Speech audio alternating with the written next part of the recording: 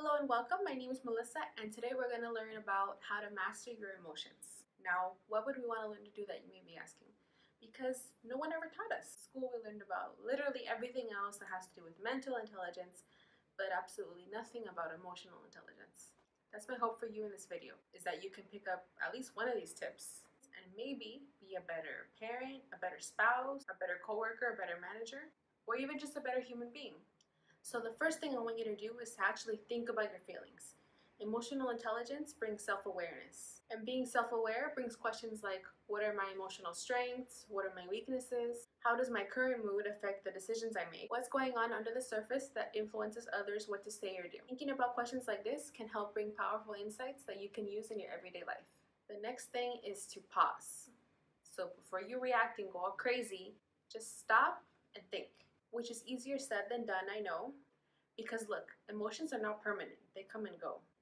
In other words, pausing can help you refrain from making a harsh decision based on a temporary emotion. The next tip is to try to control your thoughts. Maybe you can't control how you react in that moment, but you can control what kind of thoughts you let into your mind. No one can go and disturb your mental peace unless you allow them. By trying to control your thoughts, you're not allowing your thoughts to control you. Next is to embrace criticism. Now I know that nobody likes to feel judged or like they did something wrong, but part of being emotionally intelligent is to understand that you're not always right and you're going to make mistakes. The only way to learn from those mistakes is to get feedback, which is not always pleasant, but it's a passive admission for growing and improving. Next is be authentic. Be authentic. Show who you really are. Show your beliefs and values about the things that matter. Standing up for what you believe in, especially when you know there's someone that's not going to agree with you, is a sign of emotional intelligence. The next is be empathetic. Trying to understand the thoughts and feelings of another person and connecting with them is a true sign of emotional maturity. It is very easy to judge and label somebody, but to try to understand them and see things through their eyes is the challenging part. This does not mean that you have to agree with them, but just trying to understand them helps build a deeper connection with people. Next is to recognize others. At the end of the day, we all want to feel loved and appreciated. When you acknowledge others, you satisfy that craving and build trust with the other person. Keep in mind that this cannot be achieved without being able to identify the good in them. Next, apologize. Apologizing is not a sign of weakness, it's a sign of strength. Because it takes strength and humility to admit that you're wrong. This will not only help strengthen your relationship with the other person, but it would also help draw others to you because it's an admirable trait. Apologizing does not mean that you're admitting that you're wrong. It means that you value the relationship more than you do your pride. Forgive and forget. Holding on to resentment is like taking poison and expecting the other person to die. Not only is it pointless, but you also just end up hurting yourself. Forgiving someone is not giving them permission to keep doing what they're doing. It's giving yourself permission to move on.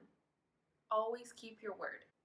So back in the day, all you had was your word. If you didn't have your word, you didn't have shit.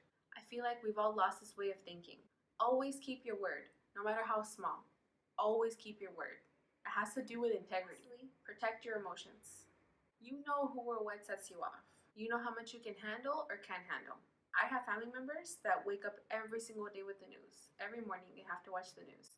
And then they come and they're like, oh my God, it's so terrible. Did you see that? And I'm like, no, I didn't. Because I don't like to see that. If it's important, I will find out about it. I don't want that to be like the first message that my brain receives every morning. No.